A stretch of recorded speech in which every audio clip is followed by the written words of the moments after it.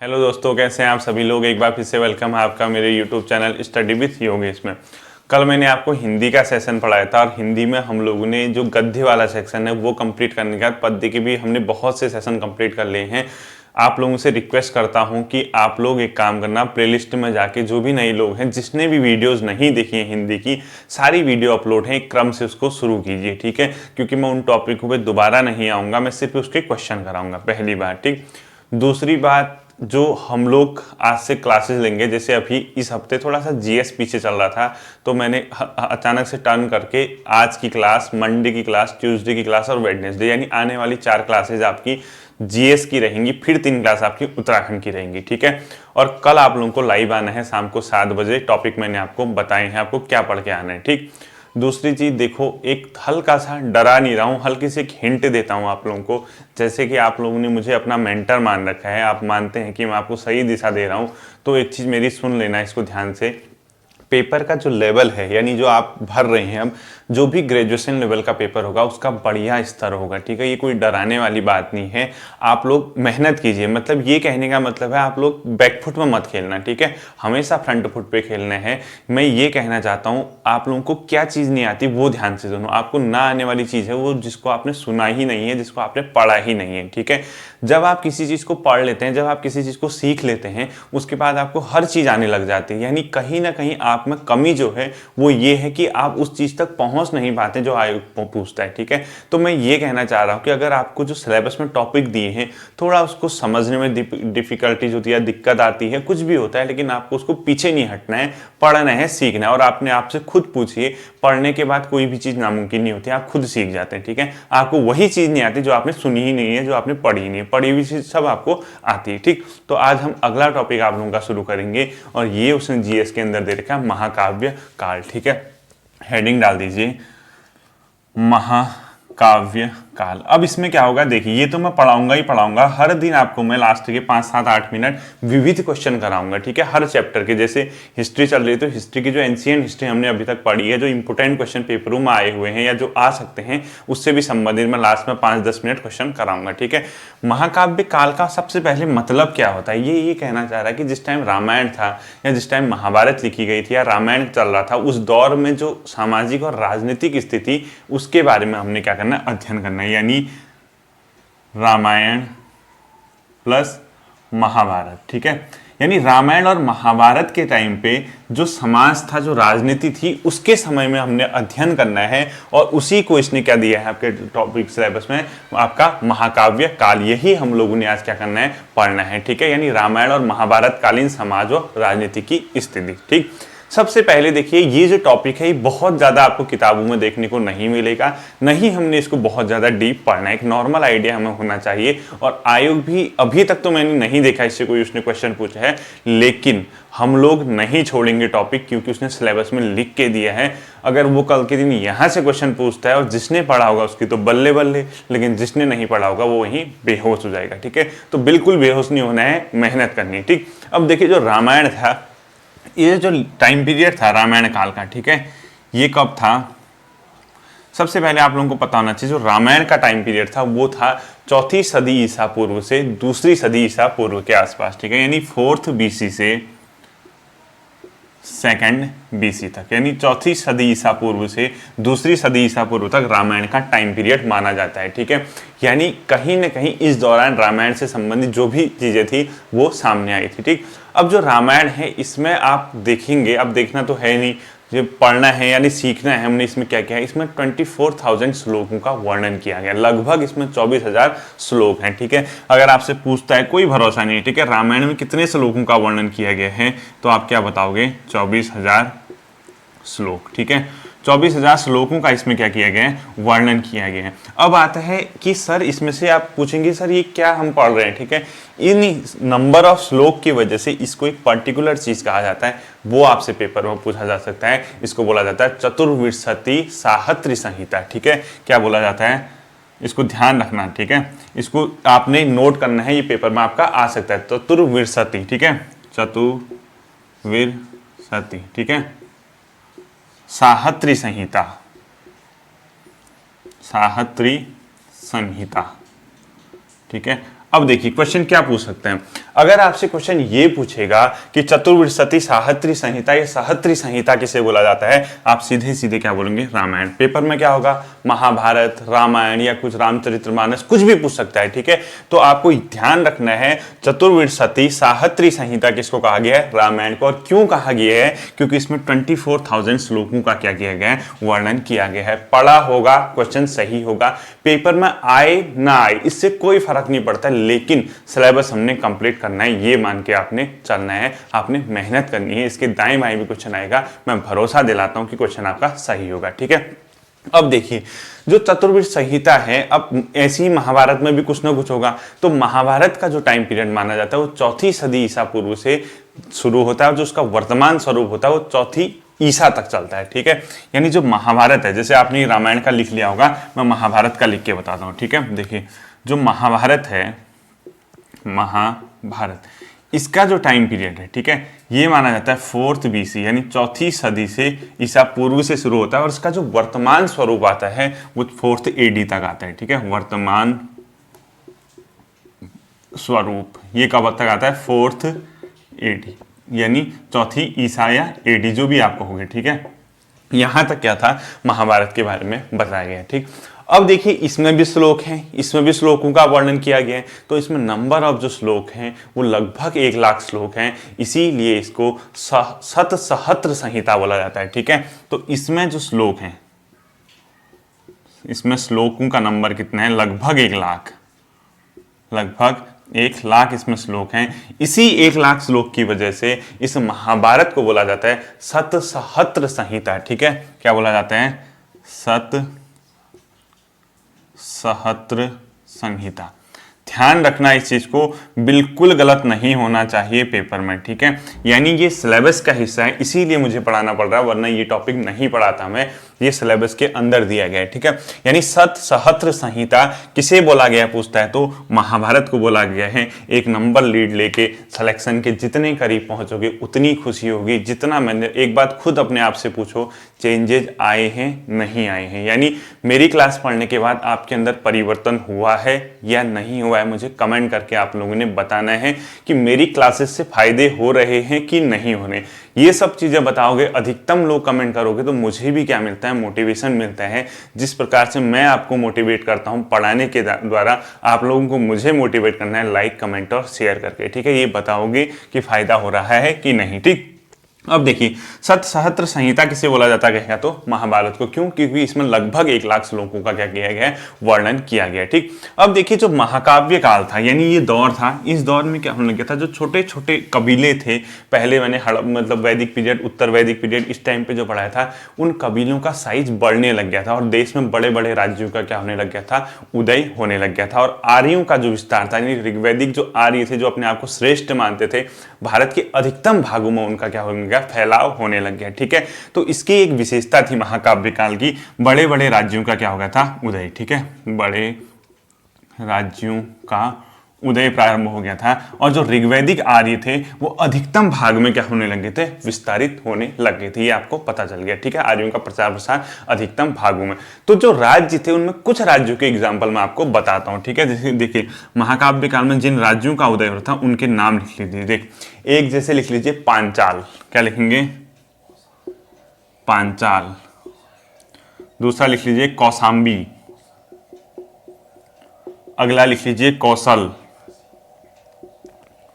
अगला लिख लीजिए काशी, अगला लिख लीजिए विदेह, अगला लिख लीजिए मगध, अगला लिख लीजिए अंग, ठीक है। ये जो राज्य थे आदि, ठीक है, ये एक्स्ट्रा ETC कर दिए मतलब, ठीक। ये जो राज्य थे, इस राज्यों का उदय इन्हीं दौरान होने लग गया था जब महाकाव्य काल चला था। लूसेंट में आपने देखा होगा महाजनपद काल पढ़ा। तो क्वेश्चन आप लोगों का होमवर्क दे रहा हूं, याद रखना होमवर्क क्या है, जितने महाजनपद काल हैं उनकी राजधानियां याद होनी चाहिए। क्वेश्चन राजधानी को मिलाने के लिए आता है, जैसे अंग की राजधानी कहाँ थी, क्या चंपा थी, कहाँ थी, कौशल की कहाँ थी, विदेह की कहाँ थी। ये राज्य और उनकी राजधानियां लूसेंट से महाजनपद काल और उसकी राजधानियों का होमवर्क आपको दिया जाता है, इस उम्मीद के साथ कि 16 महाजनपदों की राजधानियां आपके दिमाग में बैठी हैं विथ मैप। अब आएगा विथ मैप, ठीक है। मेरा ही काम नहीं है हार्ड वर्क करना, आपका भी काम करना है। क्या करना है देखो, यहाँ पे समझा रहा हूँ, ध्यान से सुनना, ठीक है। जब इतना मुझे मानते हो, इतना फॉलो कर रहे हो, तो मेरी बातों को भी सुनोगे, उस पर भी गौर करोगे, ठीक। बहुत लोगों को दिक्कत होती है कि महाजनपद काल कैसे करें। देखिए, जब मैं पढ़ाऊंगा वो तो आएगा ही आएगा।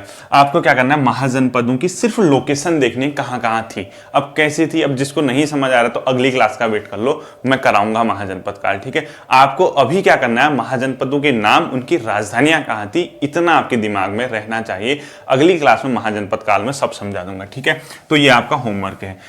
ये तो क्या था आपका महाकाव्य काल के मेन राज्य, ठीक। अब देखिए वहां पे जो राजपद था, यानी वो वंशानुगत होने लगा था। आपने देखा होगा महाभारत में भी राजा का बेटा राजा बनता था, कौरव पांडव आपने सब सुने होंगे, चाहे आपने रामायण में देखा होगा, दशरथ पुत्र राम थे, उनके पुत्र, जो भी मतलब ये चल रहा था, एक प्रकार का राजपद क्या हो गया था इस काल में, वंशानुगत। यानी पहले भी था, यहां भी राजपद क्या था, वंशानुगत था, ठीक है, वंशानुगत। ये भी आप लोगों को क्या करना है, ध्यान रखना है, यानी राजपद वंशानुगत हो गया था।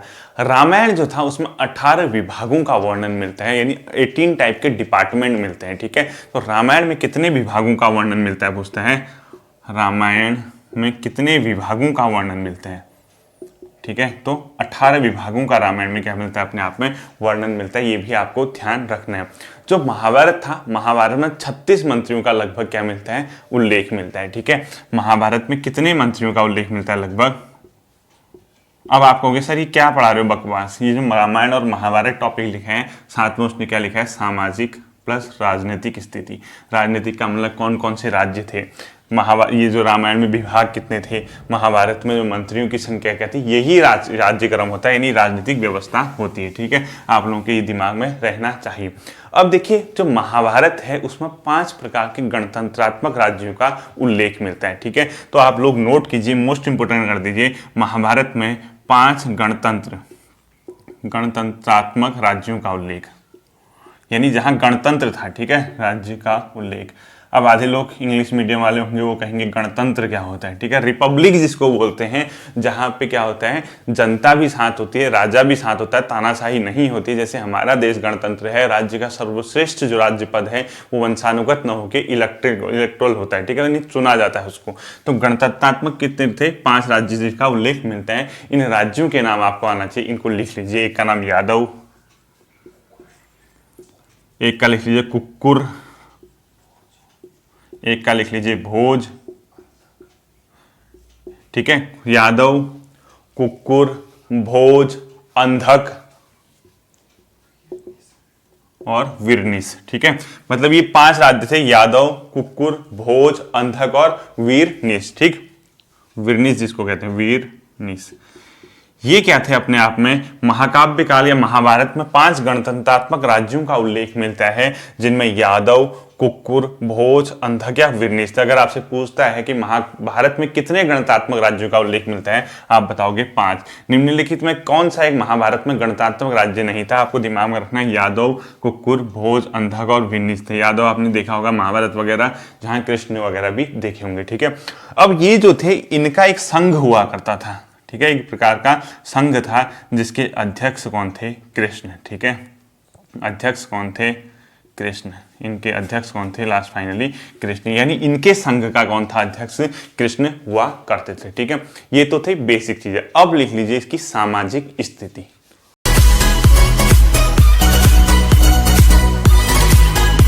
आप लोग डाल दीजिए सामाजिक स्थिति, यानी जो महाकाव्य काल था, जैसे राजनीतिक तो पढ़ ली, उसमें समाज किस प्रकार का था, यानी सामाजिक स्थिति क्या थी, वो हम लोग देखते हैं, ठीक है। देखिए, सामाजिक स्थिति में ऐसे ही पॉइंट बनाओगे, बहुत ज्यादा डीप नहीं पढ़ना है, ठीक। पहली चीज जो थी इनके समाज में, इनका जो समाज था, उस समाज में वर्ण व्यवस्था अभी भी प्रचलित थी, ठीक है। वर्ण व्यवस्था आप सब समझ चुके हैं, वर्ण व्यवस्था थी इसमें, ठीक है, अभी भी वर्ण व्यवस्था प्रचलित थी। दूसरा, ये इनका जो समाज था, इसमें अभी भी ब्राह्मण क्या थे, श्रेष्ठ थे, ठीक है, यानी ब्राह्मणों की सामाजिक स्थिति अभी भी श्रेष्ठ थी। ब्राह्मण क्या थे, अभी भी यहाँ पे श्रेष्ठ हुआ करते थे, ठीक। तीसरा पॉइंट, इनका जो समाज था, इस समाज में बाल विवाह प्रचलित नहीं था, ठीक है, यानी बाल विवाह नहीं था, यहाँ बाल विवाह नहीं था, ठीक है, बाल विवाह नहीं हुआ करता था। अगला पॉइंट इन लोगों का लिख लीजिए, बहुविवाह और अंतरजातीय विवाह था। यानी बहुविवाह का मतलब एक से ज्यादा विवाह, अंतरजातीय मतलब एक जाति से दूसरी जाति में, ठीक है। यानी क्या लिखेंगे अगला, बहुविवाह प्लस अंतराजाति, ठीक है, जाति विवाह प्रचलित था। यानी बहुविवाह और अंतराजाति विवाह था, वर्ण व्यवस्था थी, ब्राह्मण श्रेष्ठ थे, बाल विवाह नहीं था, और बहुविवाह प्लस अंतरजाति विवाह इनके समाज में अभी भी यहाँ पे चल रहा था, ठीक।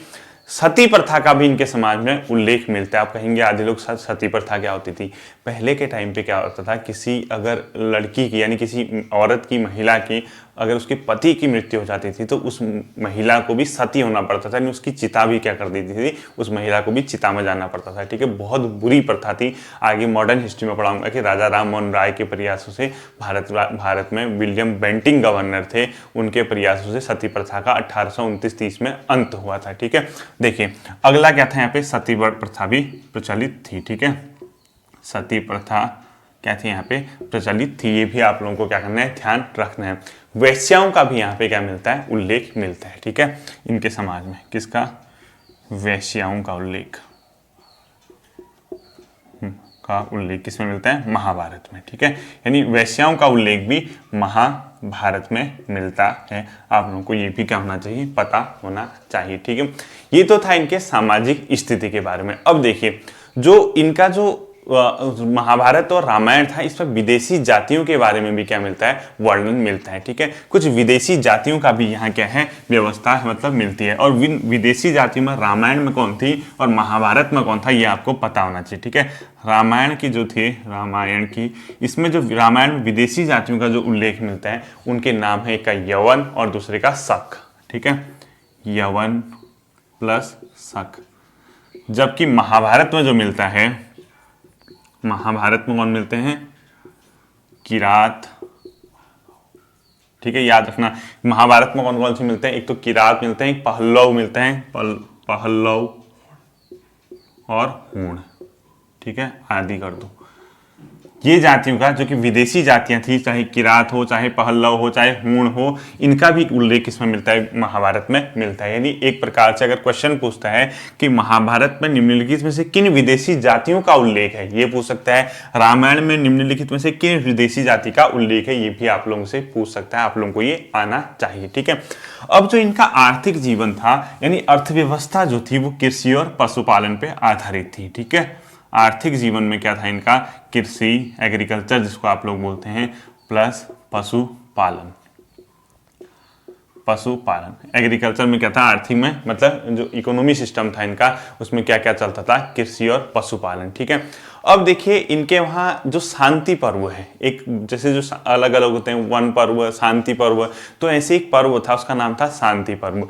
उसमें जो आपका 4 आश्रमों को, जैसे जो शांति पर्व है, 4 आश्रम बताए थे मैंने आपको पहले पढ़ा दिया, उन 4 आश्रमों को ब्रह्मलोक के 4 सोपान बताया गया है, ठीक है। अगर कभी आपसे पूछता है महाभारत के किस पर्व में, ध्यान देना, ऐसे लिख रहा हूं, देखो, महाभारत के किस पर्व में, ठीक है, महाभारत के किस पर्व में 4 आश्रमों को, 4 आश्रम आपको सब पता है, ठीक है, चाहे गृहस्थ हो, वानप्रस्थ हो, जो भी पढ़ाया था मैंने आपको पढ़ाया था। महाभारत के किस पर्व में 4 आश्रमों को ब्रह्मलोक के, यानी ब्रह्मलोक मतलब एक प्रकार का स्वर्गलोक जिसको आप कहते हैं, ठीक है, ब्रह्मलोक पहुंचने के 4 सोपान बताए गए हैं, 4 स्टेप बताए गए हैं, वो है शांति पर्व। ये आपको आना चाहिए, ठीक है, शांति पर्व में, ठीक।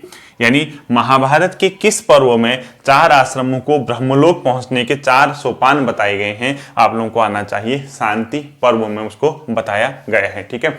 अब देखिए इसके जो भगवत गीता है, आप लोगों ने सुना होगा, वो महाभारत के भीष्म पर्व में उसका क्या मिलता है, उल्लेख मिल रहा है, यानी भीष्म पर्व का अंग है, ठीक। अगर आपसे पूछता है भगवत गीता, क्वेश्चन भी ध्यान से सुनना है, ठीक है, भगवत गीता महाभारत के, किसके, महाभारत के किस पर्व में का अंग है, यानी किस पर्व का अंग है, ये पूछेगा, ठीक है। भगवत गीता महाभारत के किस पर्व का अंग है, सीधे सीधे बताना, इसका आंसर भीष्म पर्व, ठीक है, भीष्म और कोई नहीं जानता है क्या क्वेश्चन पूछ सकता है। अभी भी अवेयर कर रहा हूँ, ग्रेजुएशन लेवल का पेपर है, आयोग इतनी आसानी से तुम लोगों को नहीं छोड़ेगा। याद रखना, मेहनत करनी है, ईमानदारी दिखानी है, ठीक है। तो भगवत गीता में महाभारत के भीष्म पर्व का अंग है, ठीक है, भगवत गीता।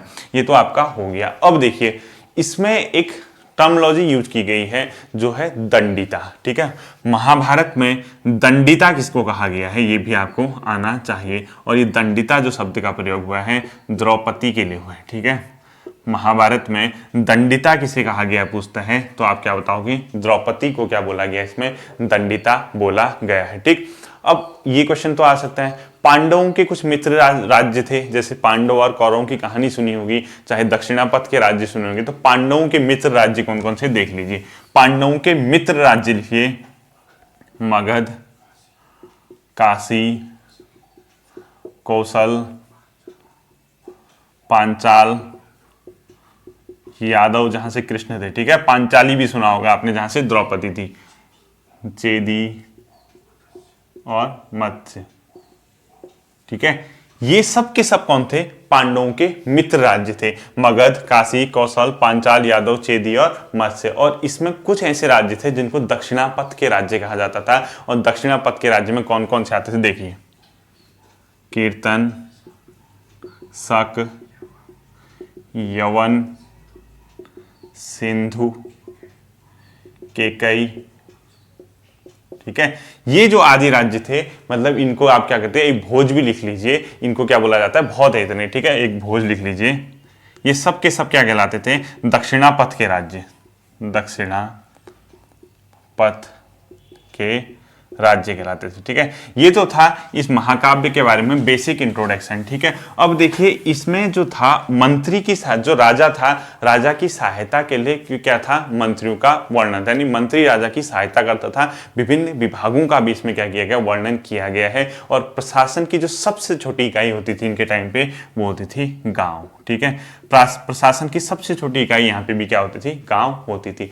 ये तो रहा आपका महाकाव्य काल। अब लिख लीजिए कुछ विविध तथ्य, विविध तथ्य आप लोगों को लिखना है। अब इसमें क्या होगा देखिए, हर वीडियो के बाद अंत में मैं आपको कुछ इंपॉर्टेंट क्वेश्चन कराऊंगा, वो रैंडम होंगे एंशिएंट हिस्ट्री के, ठीक है। और वो आगे के नहीं होंगे, मतलब जैसे हम हड़प्पा पढ़ रहे हैं या कुछ भी पढ़ रहे हैं, वो आगे का नहीं होगा, वो पीछे से आएगा खींचते हुए, ठीक है। हर वीडियो के 5, 7, 8 मिनट में इंपॉर्टेंट क्वेश्चन कराऊंगा, विविध सेक्शन आप लोगों को लिखना है। देखिए अब कभी अगर आपसे पूछता है कि सर्वप्रथम मनुष्य ने किस फसल का उत्पादन किया, आप बताओगे गेहूं प्लस जौ, ठीक है। क्या बताओगे, गेहूं प्लस जौ, ठीक है। मनुष्य द्वारा सर्वप्रथम जो फसलों का उत्पादन हुआ था वो गेहूं और जौ का हुआ था, आप लोगों को ये आना चाहिए। और ये कब हुआ था, लगभग 8000 ईसा पूर्व, ठीक। कब, 8000 वर्ष पूर्व, आज से वर्ष पूर्व, ठीक है। इसके आसपास सबसे पहले गेहूं और जौ का क्या हुआ था, उत्पादन हुआ था। अब ये पूछता है कि कहाँ हुआ था, क्योंकि ये है एनसीईआरटी में, और एनसीईआरटी 6th की बुक में ये सब चीजें दे रखी है, क्या पता क्या पूछ दे, इसलिए हमें पढ़ के जाना है, ठीक है। देखिए इसका जो साक्ष्य मिलता है वो सुलेमान और किरथर नामक पहाड़ियों पे मिलता है, यानी अभी बताता हूँ, ठीक है। सुलेमान प्लस किरथर नामक पहाड़ियों पे, किरथर नामक। अब आप कहोगे सर ये कहाँ है, जब ज्योग्राफी आएगी मैं तब आपको ये बताऊंगा, अभी के लिए सुन लो। जैसे ये वाला पोर्शन है, ठीक है, यहाँ का जो है पंजाब से इधर का जो इलाका है पाकिस्तान के, यानी ये जो पोर्शन है इंडिया के मैप का टॉप वाला, इन इलाकों में क्या है, सुलेमान और किरथर की पहाड़ी, यानी भारत के उत्तर पश्चिम में उस इलाके में क्या है, किरथर नामक पहाड़ियाँ है, जो भारत के अंदर नहीं पड़ती है, पाकिस्तान वगैरह के अंदर आ जाते हैं, ठीक है। इन इलाकों में सबसे पहले गेहूं और जौ के उत्पादन के साक्ष्य मिलते हैं। और सबसे पहली जो जगह थी, प्राचीनतम साक्ष्य, वो मेहरगढ़ से मिलते हैं, ठीक है। प्राचीनतम साक्ष्य कहाँ से मिलते हैं, प्राचीनतम मेहरगढ़ नामक जगह से मिलते हैं। और मेहरगढ़ कहाँ है अगर आपसे पूछता है, आप क्या बताओगे, बलूचिस्तान, ठीक है। बलूचिस्तान का इलाका सुना होगा आपने, बहुत बार न्यूज़ में रहता है, हाईलाइट रहता है। बलूचिस्तान कहाँ पड़ता है, भारत और पाकिस्तान के बीच भी उसको लेकर थोड़ा तनातनी रहती है, तो बलूचिस्तान में ये मेहरगढ़ पड़ता है। प्राचीनतम साक्ष्य गेहूँ और किसके मिले, जौ वगैरह के यहाँ से मिले। अब बहुत से लोग कहते हैं चावल के जो साक्ष्य मिलते हैं वो इंडिया में एक जगह पड़ती है, लहुरा देव, ठीक है। लहुरा देव और कबीर नगर, इन इलाकों से चावल के साक्ष्य मिलते हैं, ठीक है। चावल के कहाँ कहाँ, लहुरा देव, कमेंट करके बता देना मुझे कहाँ पड़ता है लहुरा देव, कबीर नगर, कबीर नगर। ठीक है, अब देखिए कुछ कुछ साक्ष्य बाद में विंध्य की जो पहाड़ियां थी, विंध्य वगैरह की पहाड़ी एमपी में पड़ती हैं, वहां भी चावल वगैरह के मिलते हैं। ठीक है, लेकिन वो बाद में मिलते हैं, अभी नहीं। ठीक, अब देखिए इसके आगे की कुछ फैक्ट और आप लोगों को मैं बताता हूं। जो प्राचीनतम काल है, यानी प्राचीनतम काल का जो पहला बड़ा राज्य था, यानी जो प्राचीन काल था उस समय सबसे पहला जो बड़ा राज्य हुआ था मगध था। ठीक है, मगध जब आएगा वो तो पढ़ाऊंगा ही। ठीक है, अगर आपसे पूछता है प्राचीनतम काल का सबसे पहला बड़ा राज्य कौन सा था, आप क्या बताओगे, मगध था। ठीक है, और इसका जो वास्तविक संस्थापक था यानी मगध राज्य का, वो भी आपसे पेपर में पूछता है, तो वो था बिंबिसार। ठीक, इससे पहले भी और लोग हुए थे मगध में, लेकिन जो वास्तविक बड़ा संस्थापक था, वास्तविक संस्थापक था, वो कौन था, बिंबिसार मगध का। और ये कब हुआ था, लगभग 6th BC में, यानी 6ठी सदी ईसा पूर्व के आसपास मगध का उदय हुआ था। और ये मगध जो था अपने आप में सोन नदी के पास था। ठीक है, और सोन जो है गंगा नदी की क्या है, एक सहायक नदी है, जो कि गंगा को दक्षिणी साइड से मिलती है। ठीक है, अगर आपसे कभी कभी पूछता है पेपर में, गंगा से दक्षिण की ओर से मिलने वाली नदी कौन सी है, सहायक सोन नदी। क्योंकि जैसे आप देखोगे गंगा का ये है सिस्टम, इधर से वो बहती हुई जाती है बंगाल की खाड़ी की ओर, कोई नदी उसको यूं मिलती है, कोई यूं मिलती है, कोई ऐसे मिलती है, कोई ऐसे, लेकिन ये जो सोन नदी है वो इस प्रकार से गंगा से आके मिलती है, यानी गंगा से दक्षिण की ओर से मिलने वाली नदी का नाम पूछेगा तो सोन नदी। ठीक है, ये आएगा ज्योग्राफी में, आपको बताऊंगा। ठीक है, मगध के बारे में पहला बड़ा साम्राज्य हुआ करता था। अब देखिए जो सिंधु नदी थी, यानी आप जानते हैं सिंधु कहाँ पड़ती है, आपको मैंने पहले पढ़ा रखा है ज्योग्राफी वाले सेशन में, देखना आप लोग। सिंधु जो नदी है उसके जो इलाका था उसको ईरानी और यूनानियों ने एक नाम से पुकारा, या उसको इंदोस बोला या उसको हिंदोस बोला। ठीक है, ईरानी पूरा नहीं लिखूंगा, ठीक है, प्लस यूनानी, इन लोगों ने क्या किया, सिंधु नदी को एक नाम से पुकारा जिसका नाम था इंदोस। क्या बोला, इंदोस। ठीक है, या हिंदोस। हिंदोस। अगर आपसे कभी पूछते हैं किसके द्वारा सिंधु नदी को इंदोस या हिंदोस कहा गया, ईरानी प्लस यूनानी, तो इस नदी को इंदोस और हिंदोस से उन्होंने संबोधित किया। इसी के पूर्व का इलाका, यानी सपोज ये नदी अगर सिंधु बह रही है, ठीक है, तो ये जो यहाँ इसको किस क्या बोला गया, इंदोस या हिंदोस, किसके द्वारा, ईरानी और यूनानी। और इसका जो पूर्व ईस्ट का इलाका था, इसी को बाद में क्या बोला गया, इंडिया बोला गया। क्या बोला गया, इंडिया बोला गया। ठीक है, ये देखिए, यानी ईरानी और यूनानियों ने इंडिया किसको कहा, सिंधु नदी के पूर्व का जो इलाका था, क्योंकि सिंधु को तो इंदोस या हिंदोस बोलते थे, और इसके पूर्व के इलाके को उन्होंने क्या बोला, इंडिया बोला। ये भी आपको पता होना चाहिए। और साथ ही साथ यहाँ पे एक भरत नामक कुल रहता था। ठीक है, भरत नामक एक जनसमूह रहता था। क्या रहता था, भरत नामक एक प्रकार का कबीला था, एक प्रकार का उत्तर पश्चिम भाग में एक समूह था। ठीक है, जो भारत बोला गया बाद में, समूह था। ठीक है, कहाँ था, नॉर्थ वेस्ट में, यानी उत्तर पश्चिमी भाग में भारत का जो इलाका है, यहाँ के इलाके में एक समूह रहता था जिसका नाम भारत था। इसी समूह को बाद में बोलते बोलते बोलते बोलते क्या बोला गया, भारत बोला गया। ठीक है, एक चीज आप लोगों को पता होगी, पांडुलिपि किसको कहते हैं, कभी कभी पूछ सकता है क्वेश्चन। पांडुलिपि क्या होती थी, हाथ से लिखी गई। ठीक है, यानी कोई भी चीज जो हस्तलिखित होती थी उसको क्या बोला गया था, पांडुलिपि। यानी पांडुलिपि अपने आप में एक हस्तलिखित होती थी, और इसको इंग्लिश में क्या बोलते हैं, मैन्यू स्क्रिप्ट। यानी मैन्यू स्क्रिप्ट किसको बोलते हैं, मैन्यू स्क्रिप्ट, इसी पांडुलिपि को बोलते हैं। क्या बोलते हैं, मैन्यू स्क्रिप्ट। ठीक है, मैन्यूस्क्रिप्ट किसको बोलते हैं, इसी पांडुलिपि को बोलते हैं, जो कि हस्तलिखित होती थी। अब ये पांडुलिपि किस पे लिखी जाती थी, ये क्वेश्चन पूछता है। तो जनरली ये क्या होती थी, जो पेड़ वगैरह होते उसके छाल से बनाई जाती थी, उस पे लिखे जाते थे। एक खास पेड़ होता था, उस पेड़ का नाम भुर्ज नाम का पेड़ होता था। क्या नाम का, भुर्ज। ठीक है, ये भुर्ज नाम का पेड़ होता था। इसकी खाल से एक प्रकार का पत्र बनाया जाता था, जिसको भोजपत्र बोले जाते थे। क्या बोला जाता था, भोज पत्र। इस पे क्या किया जाता था, मैन्यूस्क्रिप्ट लिखी जाती थी। ठीक है, यानी पांडुलिपि अपने आप में क्या होती है, मैन्यूस्क्रिप्ट। ये भी आप लोगों को पता होना चाहिए। अब लिख लीजिए मोस्ट इंपोर्टेंट क्वेश्चन जो उसने दिया है, कांधार अभिलेख। ठीक है, कांधार अभिलेख किसका है, किस भाषा में है, कहाँ है। ठीक, क्या लिखोगे, कांधार अभिलेख। ठीक है, ये क्वेश्चन बहुत पूछता है आप लोगों से पेपर में, कांधार अभिलेख। ये जो कांधार अभिलेख है, ये अपने आप में राजा अशोक यानी महान अशोक का है। ठीक है, और इसकी क्या पूछता है, वो लिपि पूछता है कि किस लिपि पे लिखी गई थी। लिपि मतलब जैसे हमारी हिंदी देवनागरी में लिखी जाती है, इस कांधार नाम के अभिलेख में कुछ लिखा गया होगा, वो किस लिपि में लिखा गया ये पूछना चाह रहे हैं। इसको बोला जाता है यूनानी प्लस अरमाइक। ठीक है, क्या होता था, यूनानी प्लस अरमाइक। इसको मोस्ट इंपोर्टेंट कर देना है, ठीक है। कंधार अभिलेख किसका है पूछता है, अशोक का। कंधार अभिलेख किस लिपि में लिखा गया है, यूनानी प्लस अरमाइक लिपि में। आप लोगों को ये पता होना चाहिए, बहुत ज्यादा इंपॉर्टेंट क्वेश्चन आप लोगों का कंधार अभिलेख से वो पूछा करता है, ठीक है। अब देखिए एक नाम लिख लीजिए भीमबेटका, बहुत ज्यादा सुनाई देगा आपको, भीमबेटका बहुत ज्यादा पूछता है क्वेश्चन ये भीमबेटका, ठीक है। देखिए जो भीमबेटका है ये पड़ता है एमपी में, एमपी में एक रायसेन नाम का जिला है, वहां ये पड़ता है, ठीक है। कई बार क्वेश्चन आएगा कि भीमबेटका, ठीक, एमपी के रायसेन नामक जिले में भीमबेटका पड़ता है और यह है नर्मदा नदी के तट पे। किस पे, नर्मदा नदी के तट पे क्या है, भीमबेटका पाया जाता है, ठीक है। ये क्यों जाना जाता है, ये अपने आप में एक पुरापाषाण कालिक जगह है। अब ये पुरापाषाण नवपाषाण क्या होता है मैं आपको अगली वीडियो के लास्ट के जो विविध बोल रहा हूं उसमें पढ़ाऊंगा, ठीक है। पुरापाषाण कालिक स्थल यानी पुरापाषाण कालिक स्थल है, ठीक है। अब क्या होता है मैं आपको बताऊंगा, टेंशन मत लो अगली वीडियो में। नर्मदा नदी के लिए भीमबेटका क्यों जाना जाता है, ये अपने प्राचीनतम गुफा शैल चित्रों के लिए जाना जाता है, यानी अपने आप में यहाँ पे गुफा है ही है और साथ ही साथ वहाँ पे क्या है, प्रागैतिहासिक कालीन शैल चित्र हैं, ठीक है। यानी भीमबेटका की गुफाएं कहाँ है पूछता है आपसे क्वेश्चन, भीमबेटका की गुफा कहाँ है पूछता है, तो आप क्या बताओगे, एमपी में रायसेन नामक जिला में। और यहाँ पे क्या पाया जाता है भीमबेटका में, प्रागैतिहासिक। अब प्रागैतिहासिक क्या होता है, जिस इतिहास का एक ऐसा काल जिसमें कोई लिखा यानी कोई साक्ष्य नहीं मिलता और जिसको आप पढ़ नहीं पाते, ठीक है। अब वो क्या होता है मैं आपको बताऊंगा।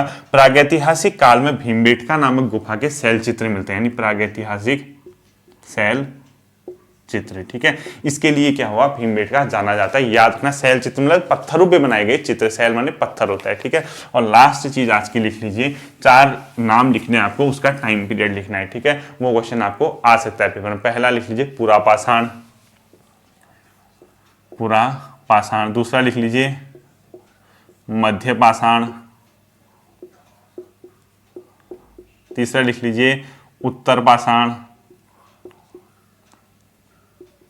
और चौथा लिख लीजिए महापाषाण। और यहां से क्वेश्चन आना तय है, ठीक है। अभी बताता हूं क्या आएगा यहाँ पे क्वेश्चन। 4 लिख लीजिए इनका टाइम पीरियड, ठीक है, मतलब किस टाइम के, किस हिस्ट्री के किस काल को इससे संबोधित किया जाता है। जो पुरापाषाण काल है वो लगभग 20 लाख वर्ष पूर्व से 12,000 वर्ष पूर्व तक है, ठीक है। यानी 20 लाख टू 12,000, ठीक है, 12,000 वर्ष पूर्व तक, ठीक है। जो मध्य पाषाण काल है 12,000 से 10,000 यानी 12,000 टू 10,000 ईयर ओल्ड, ठीक है, वर्ष पूर्व कर देना, ठीक है, इस टाइम पीरियड को।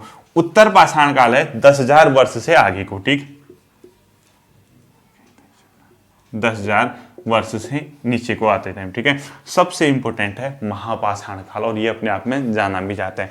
महापाषाण काल आज से लगभग 2500 से 1900 यानी 2500 टू 1900 ईयर ओल्ड का टाइम पीरियड है, या इसी को कुछ बोलते हैं जैसे बीसी वगैरह में 5th BC से आपका 100 ईस्वी तक, ठीक है, 5th BC टू 100 BC, ठीक है। यानी 5वीं सदी से 500वीं सदी से यानी 5th BC टू 100 BC कर दो इसको, ठीक है। यानी 500 वर्ष पूर्व से ऐसे लिख दीजिए इसको, 500 BC टू 100, ठीक है।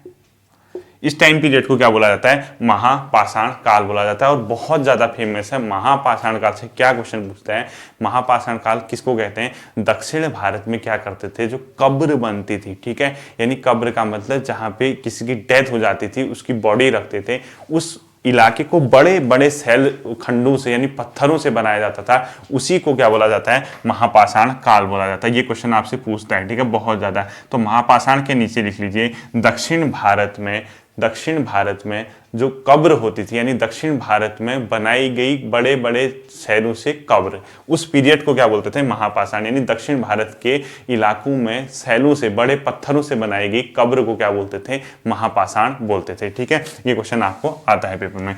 ये तो था आज का आपके सेशन का। उम्मीद है आपको आज का सेशन पसंद आया होगा। पसंद आया तो लाइक करना, कमेंट करना और शेयर कर देना, यही आप लोगों की फीस है। हमेशा से कहता आया हूँ, कल लाइव मिलेंगे, फिर 3 दिन आगे को फिर जीएस की क्लास आएगी, फिर उत्तराखंड आएगी। तब तक के लिए थैंक यू, टेक केयर।